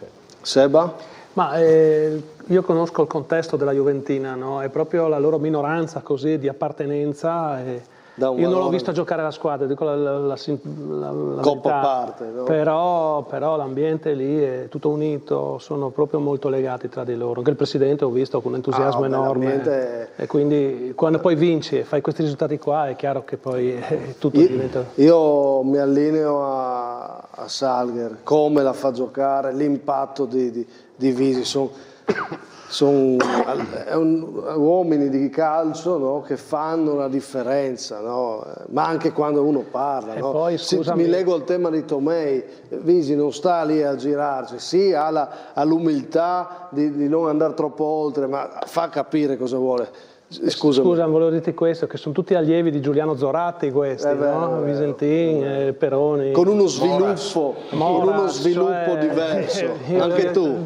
Luca anche. Con Giuliano. Cioè ragazzi. La mentalità è un maestro te la di danno, calcio, no? mentalità. Ce n'è allenatori, Rossi, Andreolla, che sono passati, ce ne sono tanti allenatori effettivamente che erano... All'epoca c'era Netto, voglio dire... No. Dea? 2 considerazioni. La prima è che io Zucchiatti giocare così per la squadra non l'ho mai visto in tutti questi anni, è proprio partecipa, quindi gioca di sponda, non fa più il solista, non è come le Frecce Tricolori che avevano tutti insieme, c'era il solista, gioca per la squadra, è incredibile. E poi è riuscito finalmente a dare una dimensione a Pagliaro. Pagliaro negli ultimi anni, che è il nostro titolo. Pagliaro negli ultimi anni l'ha abbassato e rende di più. Negli ultimi anni lui ha cambiato 2 squadre ogni anno e non è mai stato confermato da nessuna parte. Giocatore che tutti dicevano che qualità, ma nessuno riusciva a trovare la chiave per Pagliaro. Che giocatore è diventato. E allora? Quindi complimenti a me. E io te lo propongo miglior giocatore.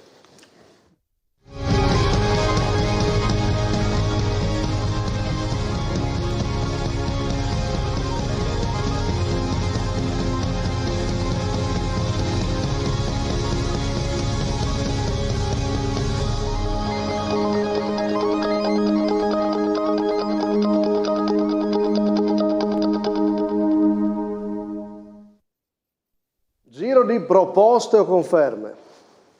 No, mi piace, te lo confermo. Pagliaro, abbiamo ancora in sospeso il Codroipo. Sì, come dicevo poco fa, gli ha cambiato ruolo a Pagliaro, Visentin. L'ha abbassato e l'ha allargato sempre ma più basso e sta facendo molto bene. Ci sarebbe da parlare molto tatticamente su come gioca la Juventina, che è una cosa un po' particolare.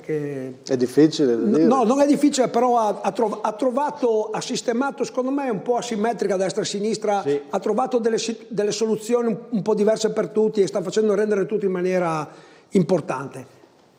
Mi parlano di un Grion clamoroso domenica, mi parlano di un Grion clamoroso, però è chiaro che 2 gol. Anche belli, Molto belli. Io ero anche un po' per Pontoni, ma stiamo già parlando del Codroipo per un'altra cosa, quindi Pagliaro, sì. Sì, Pagliaro. Passiamo. Altre proposte? Gli ospiti hanno visto qualcosa? No, Pagliaro assolutamente.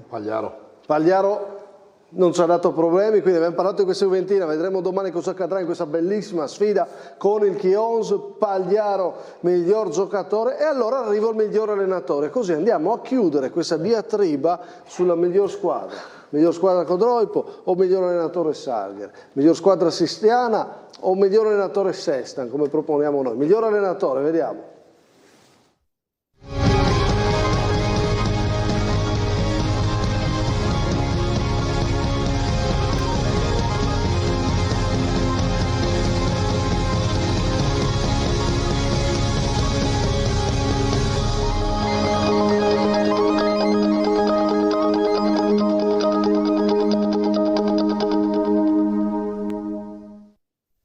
Anche se nella serie positiva che dici tu parte leggermente prima, quando proprio il Sistiana si è compattato prima ancora dell'arrivo di Sesta. E io non l'ho messa miglior squadra perché, se ti ricordi, al Nord Hotel a Codroipo avevo già dato la nomination al Sistiana e io l'avevo votata proprio perché aveva dato un grande segnale come squadra, prima che arrivasse l'allenatore. Però Simone, poi l'allenatore deve confermare quella svolta. Che poi chiude il cerchio a Codroipo. Esatto. È partito da come lì. Secondo di Sandrin Il Sistiana ha svoltato, cioè adesso è una squadra importante. Cioè... Per quello, no? Ti ho dato un po' il motivo. Io avevo dato questa lettura, no? Dare miglior squadra, che quindi è merito anche del ritorno di Salger, no? E qua avevo detto Sestan perché avevo già votato la squadra e anche lui è riuscito a entrare bene. Tra l'altro, insomma, un Sistiana che non era riuscito a girare con un nome come Motta. È stato forse la sorpresa purtroppo in negativo. L'ultimo col Maniago. A volte ci sono le persone giuste nel posto sbagliato e viceversa. Infatti. Capita a volte, succede. Quindi io l'avevo risolta così, però adesso dovete decidervi. Torno a fare il giro. Sì, che cosa vuoi? Come facciamo a essere maleducati che abbiamo Ciccio? Volete Salger? Siccome io non posso autocelebrarmi, io voto Sestan. Esatto. Io voto Sestan perché secondo me sta facendo un ottimo lavoro. No, sta facendo molto bene. Ottimo lavoro. Molto bene. Beh, diciamo che comunque premiare il Codroipo è premiare Salger. Ed è anche, secondo me, se posso permettermi, più corretto premiare il Codroipo. Perché io sono una parte di quello che si sta facendo bene, però assieme a me sono preparatore atletico, c'è il preparatore dei portieri, sono i giocatori. Però l'impatto dell'allenatore conta, insomma lì vedete voi, dai, vedetevela voi. Conta assolutamente. Quindi io la chiuderei così: premiamo il Codroipo, se mi date l'ok, e Sesta. Abbiamo risolto la settimana, no? Che era complicata ovviamente. Ci pagherà una birra che abbiamo votato il Codroipo allora, come ha voluto lui. C'è problema. Quella vuole anche 2. Diciamo che Sesta magari ha iniziato il percorso un po' prima, no? Adesso sì. Lui sta cominciando leggermente prima, esatto. sì. No? Nel però è bravo perché ha dovuto fermare in una situazione non facile, perché io ho visto Codroipo ma un po' in difficoltà. Così premiando il Codroipo tiriamo dentro anche Pontoni che meriterebbe oggi una citazione. Esatto. Con Radin che abbiamo nominato. No? No, per quello dico, è più quindi copre tutti. Codroipo, Sestan, Pagliaro, via. E abbiamo tutte le nominazioni. Resto solo un attimo su Sistiana, Sestan, ma anche avete visto che il gol che ha fatto questa settimana Eric Zolia, uno dei simboli, questo Carnese, sta ritrovando alcuni elementi, no, per questa svolta Sistiana, no? Carnese e Greco, 2 giocatori giovani, tutti e due arrivati dall'eccellenza, tutti e due che hanno vinto con Bortolussi l'ultimo titolo, insomma li sta facendo rendere bene, i giovani stanno facendo bene. Se torna a fare gol anche uno come Zolia, insomma, che l'abbiamo aspettato, che è stato uno dei grandi questo era Eric, no? Eric il capitano, ma anche ancora c'è anche David Zolia, c'è Volas in questa squadra, no? Che non riusciva a girare. Questo è il gol di Eric Zolia. Eric Zolia. Bellissimo questo gol, mi piace tantissimo. Credo fosse David io. No, Eric Zolia, guarda, capitano del sistema che si porta la palla sul sinistro. Io sarò in difficoltà sui gol e le parate, ho dovuto escludere, questo l'ho escluso ad esempio, perché guardate, ve li lascio rivedere i gol del Sistiana, col Corva che aveva aperto con un bel gol di Liberati, beccato al fantacalcio dal Dea. Altro bel nome quest'anno. Altro bel nome quest'anno, però a me piace anche il gol di Carnese, che dopo lo troverete. Ho scelto Carnese invece di Zolia. Cioè si è proprio ritrovato il Sistiana. Era una squadra che davamo spacciata in crisi e ha svoltato. A proposito di Liberati, lunedì ho sentito Paolo Soavi, la prima roba che mi ha detto ho visto un attaccante forte che non vedevo da tanto, è Liberati. Sì, sta facendo benissimo. Resto ancora un attimo in promozione per il non va. Vediamo.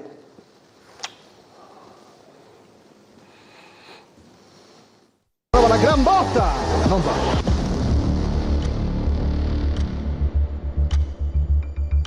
Il Teore è la più forte, la favorita, lo abbiamo sempre detto, ma occhio azzurra, perché l'obiettivo è quello di restare in corsa per la promozione. E dopo la 13ª giornata, quando la squadra di Gregoratti ha battuto proprio il Teor, andando a +1 in classifica sulla squadra di Pittilino e a +2 dal Casarsa, da allora qualcosa è cambiato. In 7 partite, una sola vittoria, 5 punti. E adesso il Teor è volato via a +11 e attenzione, anche il Casarsa ora è a +6. No? Dati Sì, preoccupanti. non va, si è inceppato, una brutta sconfitta domenica col Trieste, vinto lo scontro diretto, poi adesso ha aperto il girone di ritorno con 2 sconfitte in 2 turni. Sì, no, questo aveva pareggiato col Casarsa. È vero, 1-1, scusa. Che è un buon pareggio, però questa è una partita che devi dare continuità, no? Per restare pareggio, in scia. sì. Sta perdendo quota, come abbiamo detto. È ovvio che qua salgono le prime 2, ma magari le prime 2 il Teor sta scappando. Il Teor ce l'aspettavamo, dai, il Teor è... Sì, è vero, però vincere non è mai facile. No. Più 11 dalla terza. Tanti. Con 2 promozioni dirette sono tanti. Sono tanti. Con un giocatore sopra categoria che non solo. Adesso hanno preso anche Puntar davanti, loro appena si apre uno spiraglio lo mettono dentro. D'altronde, scusa, vogliono vincere, è giusto che... No, è giusto. Quest'anno sono andati sul mercato, non ho il numero preciso dei giocatori, ma ne ha veramente presi tanti il Teor in questa promozione, per non lasciare proprio dubbi. Dovesse salire il Teor sarebbe la prima volta in eccellenza. Prima volta in eccellenza. Sì. Grande, una bella storia. Adesso al di là di dire va sul mercato e prende, c'è anche tutto un lavoro, c'è la voglia di vincere, c'è un presidente che ci crede, che vuole... Hanno unificato il comune lì con Rivignano, no? Ha passato il testimone un po', no? Passato il testimone. No, ma c'è una società ambiziosa lì che sta facendo le cose bene. Chiuderemo la trasmissione parlando di promozione, vi ripropongo con dei servizi ampi la giornata dei derby in promozione, però prima dobbiamo chiudere il nomination, prima di salutarvi faccio il riepilogo delle parate. È stata una giornata, prima di proporvi le scelte, torno a parlare di questa giornata dove i numeri 1 sono stati protagonisti, guardate.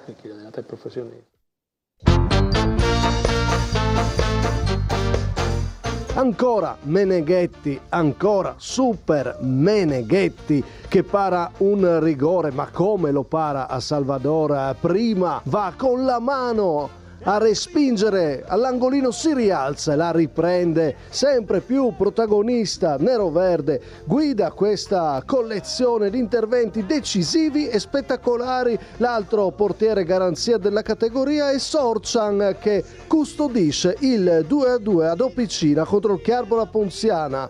Moretti è tornato e fa le sue parate da Spider-Man, qua con la gamba a mettere in angolo e poi su Ciriello con la mano. Il riflesso è sempre poderoso.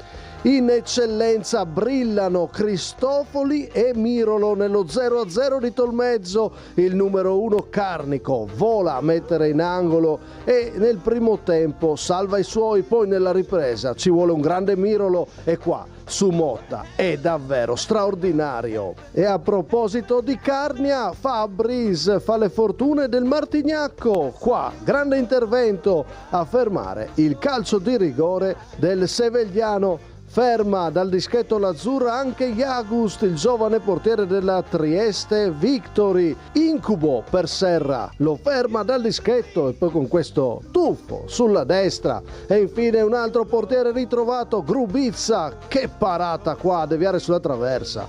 E poi quando un portiere vola ci si diverte sempre e si può solo applaudire.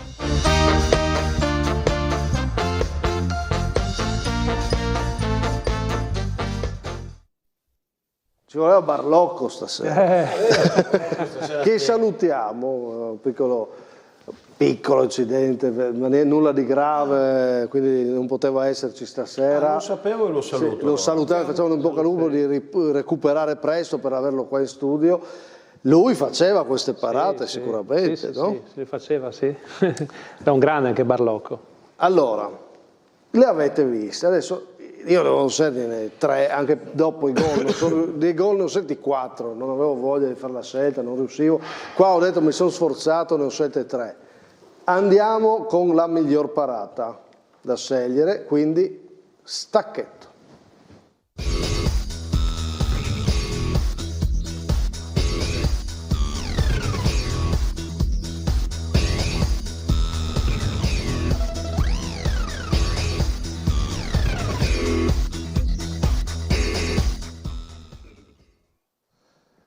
Allora, ho scelto Grubizza che va a deviare la conclusione di Liberati.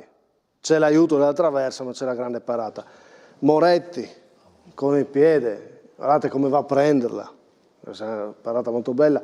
Mi piacevano tutte, c'era quella di Cristofoli, Sorcian, Meneghetti, però qua Mirolo calcia un missile Motta e lui vola. Ecco, eccole qua, io ho scelto queste tre, mi dispiace per gli esclusi che però abbiamo rinominato nella nostra clip, dobbiamo scegliere la migliore, sfida difficilissima. Turchetto. No, volevo rivedere quella di Mirolo. Vuoi rivedere quella di Mirolo? Ce l'abbiamo nel monitor di servizio. Mirolo? Mirolo prende il primo voto della serata. Salger. Moretti. Moretti, giusto. Beh, ma è bellissimo. Ma perché ero lì tra l'altro e quando ho visto Palmegiano che stava calciando per la seconda volta, perché prima gliela respinge Codroma sul primo tiro di Palmegiano e Moretti si era spostato, ecco. Si è rialzato e sul secondo tiro, che era probabilmente spiazzato, ha alzato il piede, ha fatto una parata secondo me incredibile, quindi ringrazio Luca Moretti. Ringrazio Luca Moretti che arriva adesso, eccola qua, di nuovo la rivediamo, col piede. Mi ci ha spiegato anche la dinamica al di là della parte finale dell'azione. Seba. Ma guarda, difficilissimo stasera, è una cosa veramente, complimenti a tutti perché hanno fatto 3 miracoli, sceglierne uno è veramente difficile, ma dico Moretti per tante cose, dai. Moretti, 2 voti. Dea. Anche per me è complicatissimo, 3 grandissime parate, giusto per dopo non fare discussioni metto Moretti, ma anche quella di Grubizza, ragazzi, c'ha un riflesso su una fucilata così. Bellissima quella di dietro, Grubizza. una cosa clamorosa, dico Moretti. Così siamo 3 e siamo a posto. La serata del Codroipo, insomma. Tu che avresti votato? Vince Moretti ormai. No, avrei votato... Per me è passami il termine, quella che avrei votato meno, quella di Moretti. Io avrei votato Mirolo. È bellissimo. Sì, anche. Sì, ma quella di Mirolo hai anche i giocatori, guardate dove passa quel pallone. Poi quando calcia Motta, tira via del fucilato incredibili. Grubizza è bella, ma mette la mano lì. Però l'istinto, sono 3 parate che potresti mettere nelle migliori di tutte, insomma, sono clamorose, dai. Ci sono delle giornate sì, abbiamo lasciato fuori Meneghetti, abbiamo lasciato fuori anche altre parate. Mirolo secondo me è clamoroso. Bella, bella. Va bene, abbiamo deciso Moretti che si unisce a Codroipo miglior squadra, insomma serata del Codroipo. Miglior gol Pneus Friuli, vediamo Sacchetto.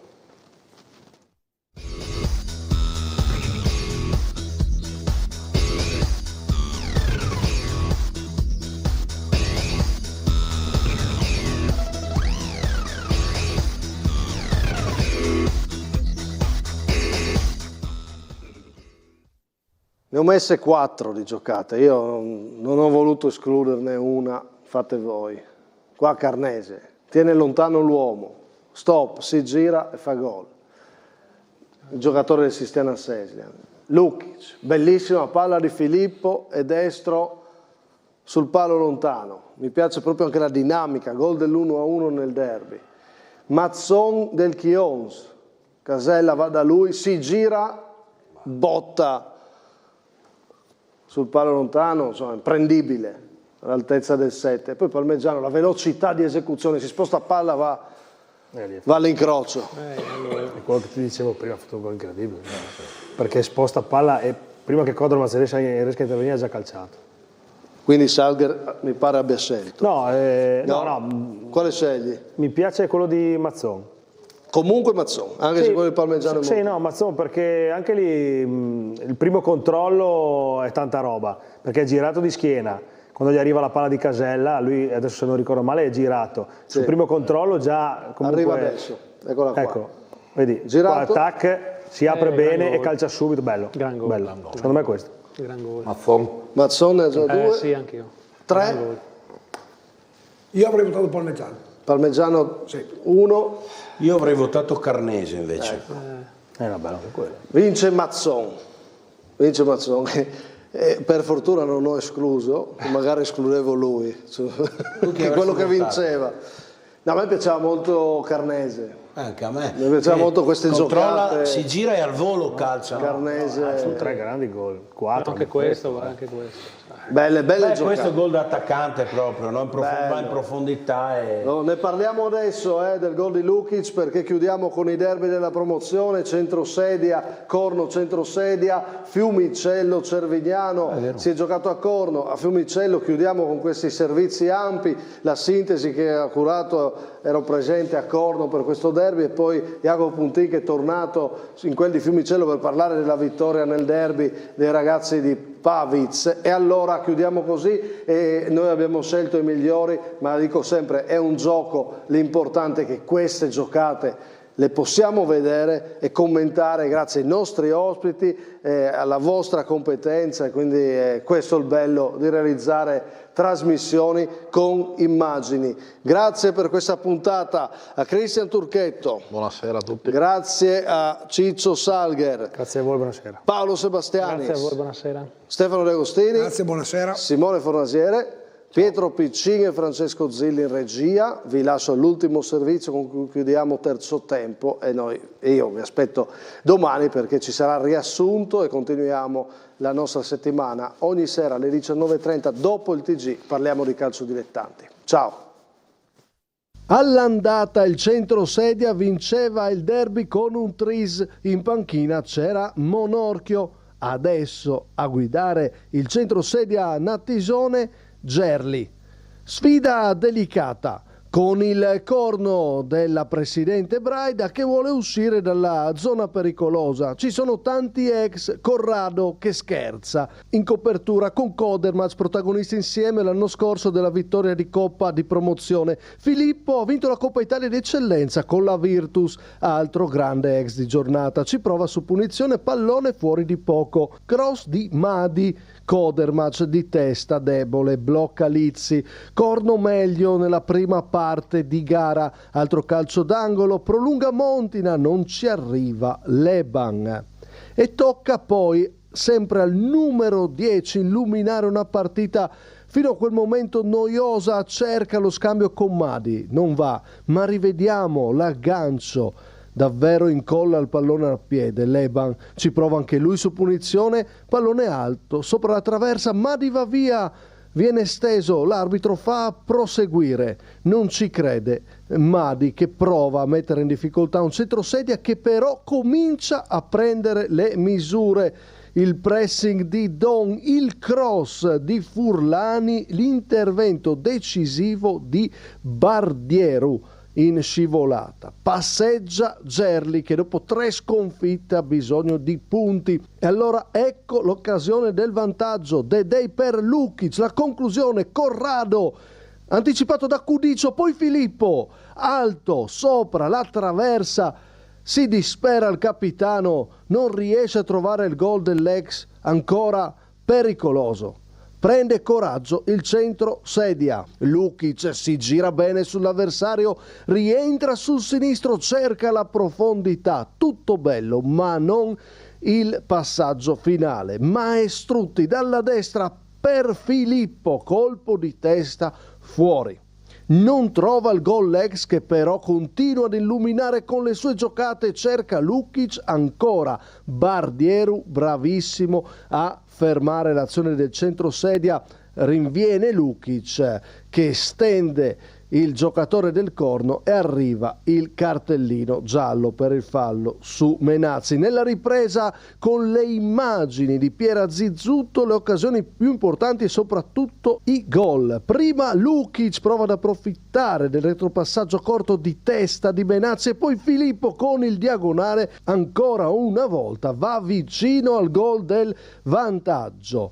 Tocca poi a Olivo mettere i brividi a Nappi. Si rivede il corno con Madi che va da Codermaz, la parata di Lizzi e poi la giocata vincente di Scarbolo, grande parata di Lizzi, ma non basta, arriva Scarbolo e porta in vantaggio il corno, arriva però la reazione immediata dei ragazzi di Gerli. Furlani va da Filippo che inventa ancora, pallone sopra e destro sul palo lontano di Lukic, imprendibile per Nappi. Rivediamo la giocata dell'attaccante, 1-1 il derby, non è finita perché il Centrosedia potrebbe vincerlo questo derby, il palo però ferma Braida.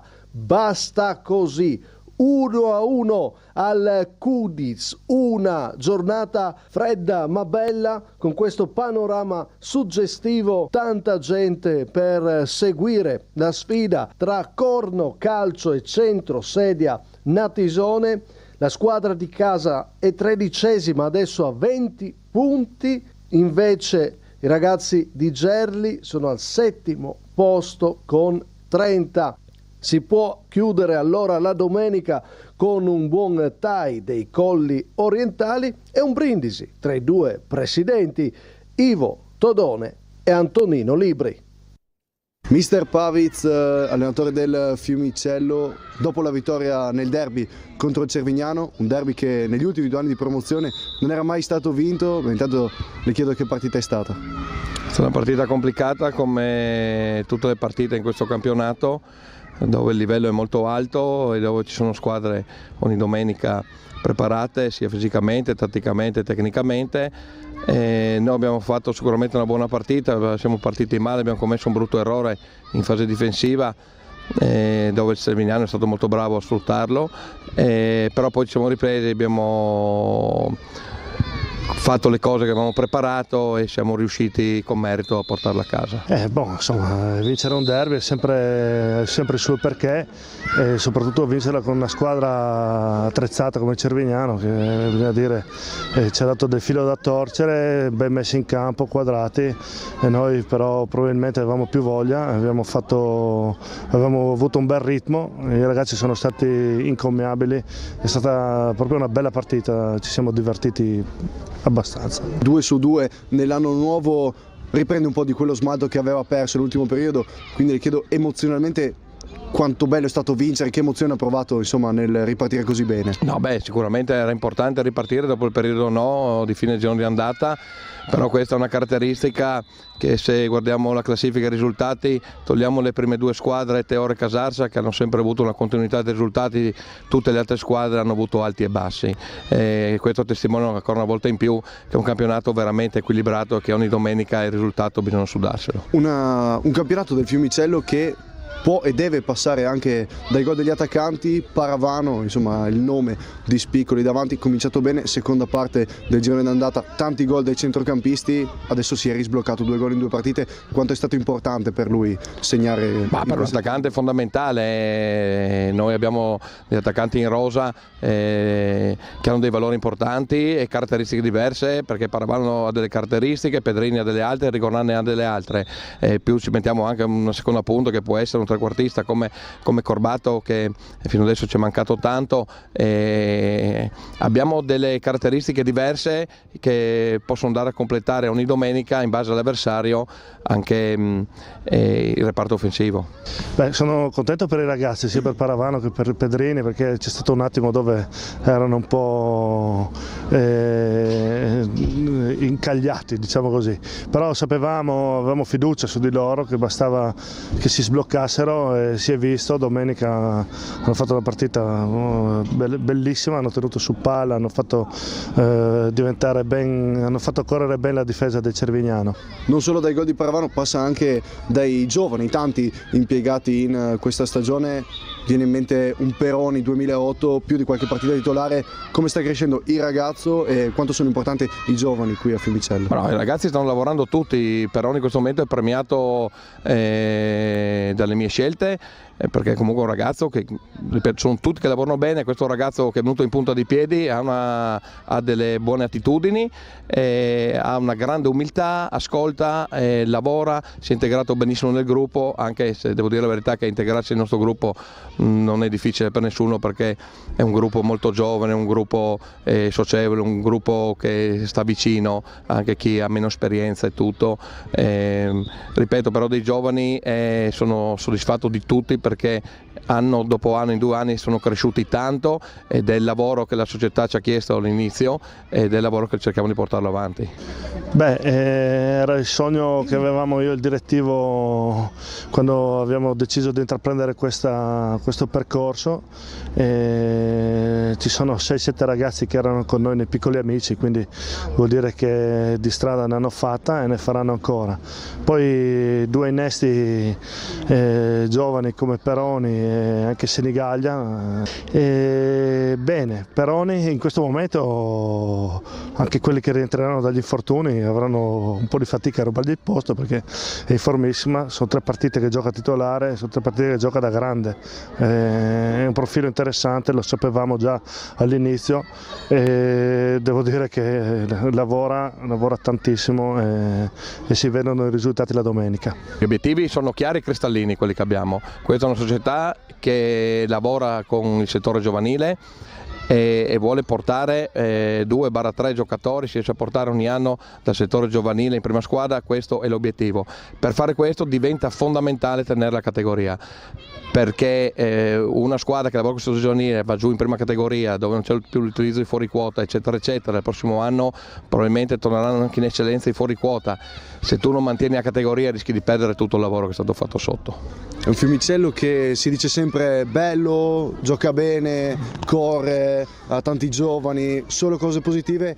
Ci si chiede se il Fiumicello vuole e ha l'ambizione di fare anche qualcosa di più.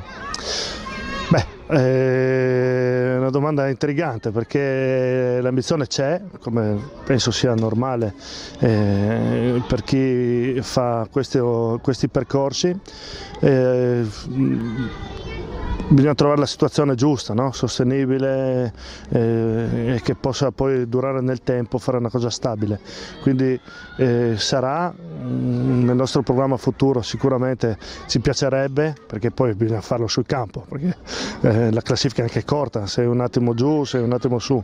Ci piacerebbe, non possiamo negarlo che ci piacerebbe, già l'altro anno eravamo lì, diciamo che abbiamo fatto un paio di errori, altrimenti potevamo giocarcela forse un po' di più, però ci sono squadre più attrezzate di noi ora, quindi lo sappiamo, bisogna ammetterlo, ma noi insomma la domenica corriamo e devono correrci dietro.